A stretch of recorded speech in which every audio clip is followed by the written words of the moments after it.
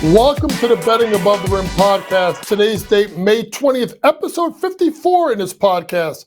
Today we get into three topics. Number one, we'll preview the Eastern Conference Finals now that they're set, as the sixth-seeded Indiana Pacers, after beating the Knicks, will take on the top-seeded Boston Celtics. Next, we'll go to the West, where after a great series, both series I would say, the Dallas Mavericks will go ahead and take on the Minnesota Timberwolves, which will be game one to be played on Wednesday.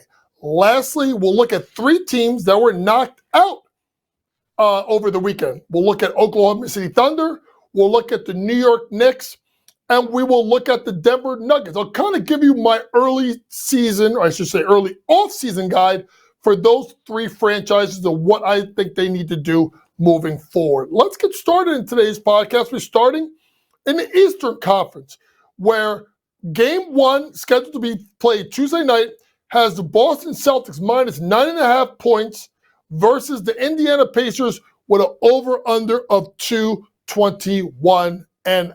And if you look at this, you can look at this for the way that both teams have got there. And let's start with Indiana. An Indiana team that took advantage of what they did. They played who was in front of them. They tanked, and they got the sixth seed. I wouldn't say they tanked. They ended with the sixth seed. And they got Milwaukee. Who tanked to get that spot? And, of course, we saw what they did. Giannis going down, not being able to finish out the series. And, obviously, we look at Indiana then going to play the New York Knicks, a New York Knicks team that was ravaged by injuries. And we'll talk about the Knicks later. We know about the injuries, obviously, to OG Anunoby, losing Mitchell Robinson before the series started, and obviously losing Julius Randle, Bojan Bogdanovic earlier on.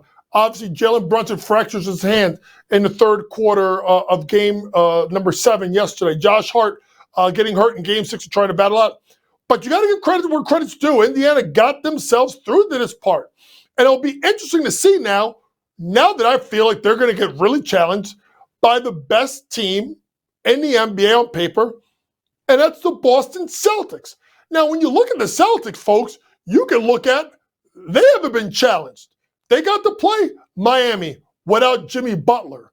They got to play Cleveland without Donovan Mitchell the last 2 games of the series. They got to play Cleveland without Jared Allen the entirety of that series. Shout out to Jared Allen for not showing up for your team. I just can't get. I'll spend a whole nother podcast talk about Cleveland and the joke what they were with these guys not playing hurt. In my opinion, after watching Anunoby basically can't even walk trying to play. Josh Hart shouldn't have played, and he tried to show up and play. Brunson, I don't even want to get myself angry because now I'm going to get angry about the Knicks getting all banged up. But also Karis LeVert not playing in game number 5. So it's an interesting dynamic to look at, because how do you evaluate a series in which neither team has played against the top competition of the other team? Very simply put, Boston can play both sides of the ball, and that's going to be a problem for Indiana. A Boston Celtics team that could be the best team defensively. Joe Mazzulla has done a masterful job this year. I think what helped Joe Mazzulla was having his own staff, having Sam Cassell, who should be a head coach, and Charles Lee, who got the job in Charlotte, on his staff to help him have his own identity with Boston. But it's more than that. It's the play of Jason Tatum, who has been fantastic. Now, Jason Tatum will give you those stinkers, but his ability to score, and what I think has been important for him, rebounding the ball with Kristaps Porzingis out, has been fantastic. You could talk about Jaylen Brown. You could talk about Derek White. You could talk about Drew Holiday. Folks, they beat you any different way they want. And I think that what makes Boston so intriguing is they could beat you with Drew Holiday, right, who can get you 20 if he had to, but doesn't. They can beat you with Jaylen Brown, who can give you 25 to 30 any night, but he doesn't have to do that every night, right? They can beat you with Derek White, who's been the best player offensively at times for the Celtics. When he comes back, they can beat you with Kristaps Porzingis as a stretch 5. but they can also beat you with their depth. And I think that's what's important that I like about this Boston team is they remind me of Golden State. Let me just make sure you understand what I'm saying here.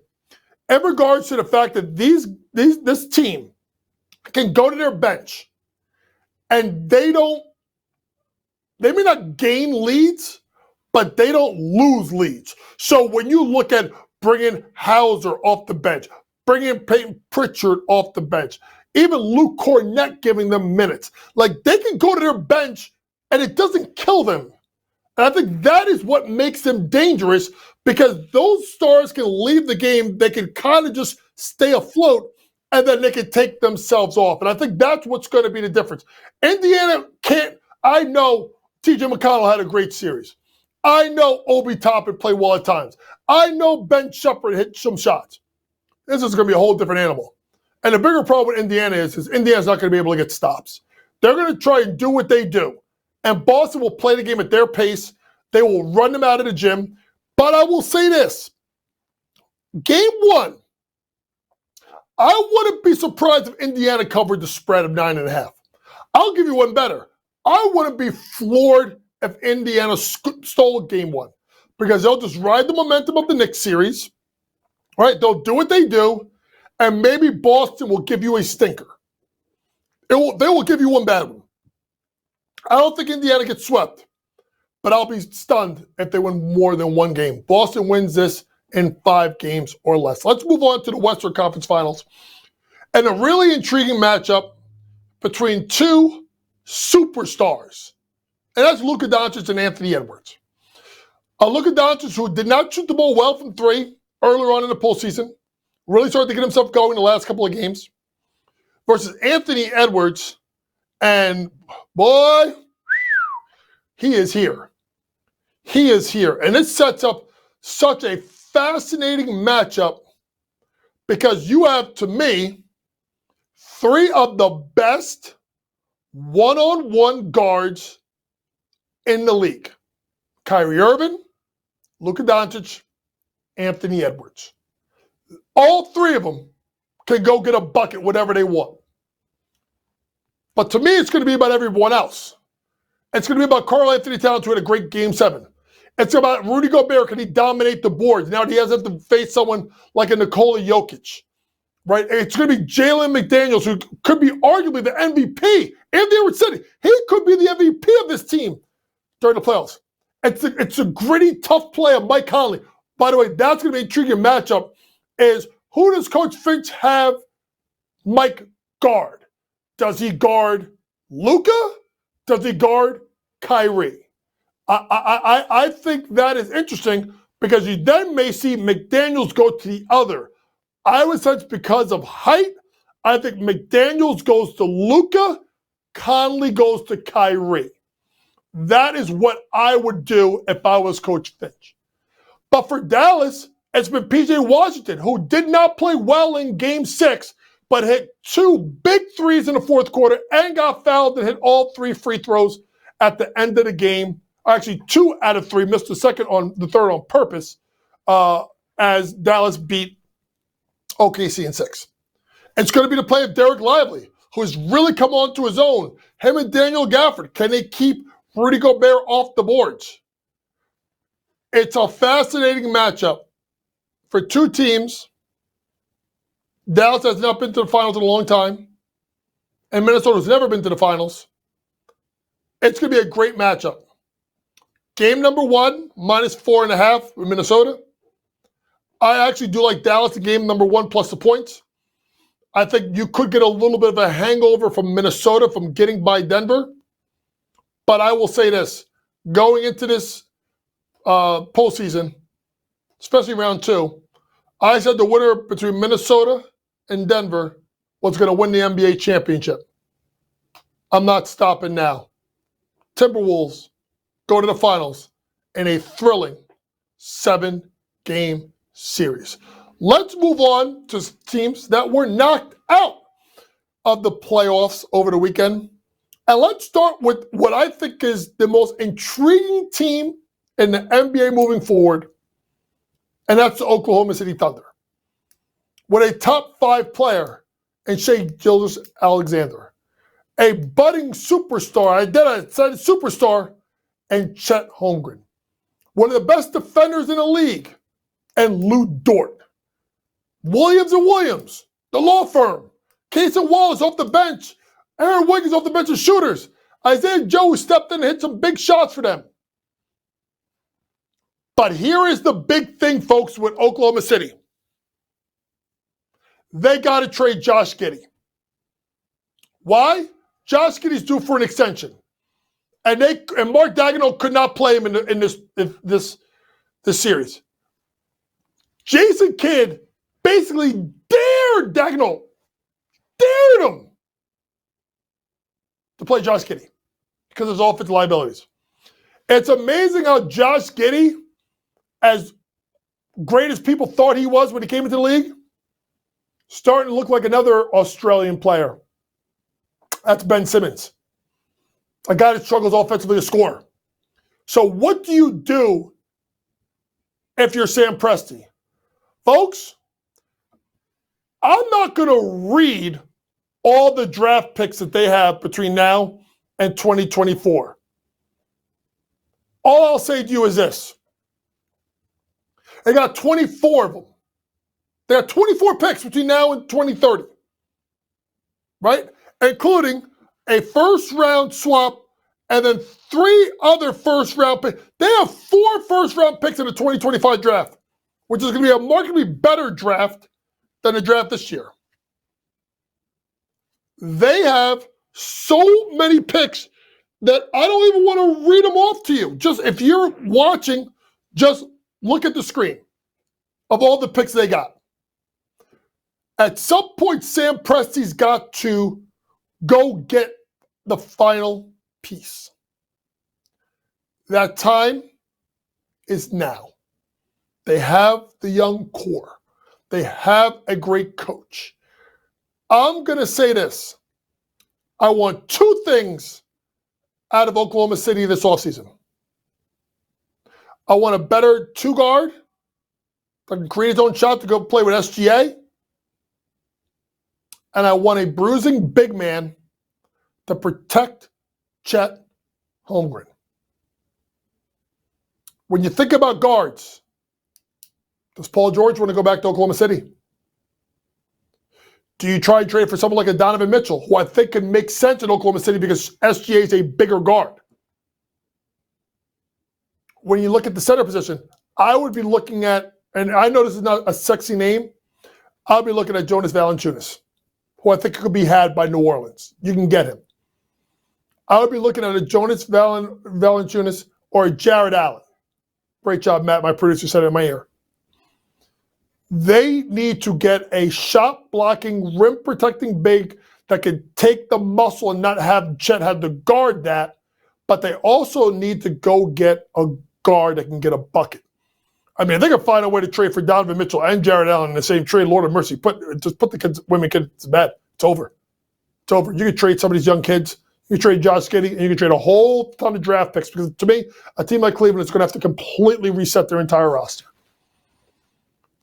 So Oklahoma City becomes a really intriguing team, folks. They could be the team of the future if they can get this right. They're right there. They're ahead of schedule. They got the star. They got the 4. They got the coach. They got the depth. But most importantly, they got the picks, especially with the 2025 draft, which would be much better than a 24 draft. Let's head east, or I would say northeast, to my hometown team, the New York Knicks. A Knicks team that has captivated New York City with their grit, with their toughness, with their taking on the life of their coach and of their city. But a Knicks team that was a damn mass unit by the end of the playoffs. A Knicks team that went into the playoffs without Julius Randle. A Knicks team that turned around and lost in the first round. Bojan Bogdanović, who got Mitchell Robinson hurt on that cheap play by Embiid and ended up missing the second round series. A Knicks team that turned around and was up 1-0. OG Anunoby had 28 points in the third quarter, chasing a fast break outlet pass, pulls his hamstring. Change the whole season. I'll tell you this right now. You can say whatever you want. If OG doesn't pull his hamstring, the Knicks are in the Eastern Conference Finals. Because if you look at what happened, Siakam got loose when OG got hurt. Go look at the tape. Go look at the stats and tell me I'm wrong. Because I'll tell you right now, I'll admit when I am. I'm not wrong about this one. OG's healthy, Knicks are in the finals. Eastern Conference Finals, I should say. And then Jalen Brunson fractures his hand. And Jalen Brunson, who has become an icon in New York, a guy that people said was a terrible free agent signing, a guy that is undersized, not overly quick, doesn't have the best shot, but knows how to play the game cerebrally. A guy that can change speeds, great footwork, great finisher. Guys, this kid's 6'1" and he was top 5 in the NBA or top 10 NBA and points scored in the paint. Think about that for a second. I think it was top 5. And most points per game scored in the paint at 6'1". Can't jump. Then you look at a guy like Josh Hart, who is the best number 3 that New Yorks have had since John Starks. They had Stevie Francis. They had Stephon Marbury. They've had others. But Josh Hart is all heart. If you look at Isaiah Hartenstein, what he brought to the team. But when you look at this roster with Brunson, OG Anunoby's got to be re-signed. Josh Hart has already signed his extension. Same thing with DiVincenzo. Precious Achiuwa gave them minutes off the bench. Bogdanovich, will be interesting to see what happens. Alec Burks played terribly when he came back to the Knicks, and that was also because he played bad, and Deuce McBride played great after the trade of Barrett and Quickly, and that's why Burks' minutes went down. But he gave the Knicks big minutes after the injuries. Hartenstein and Mitch Robinson.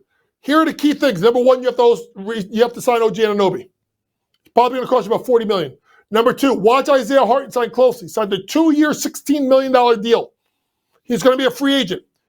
Because it was an exception, the Knicks could only, I think, pay him 175% of what he made this past year.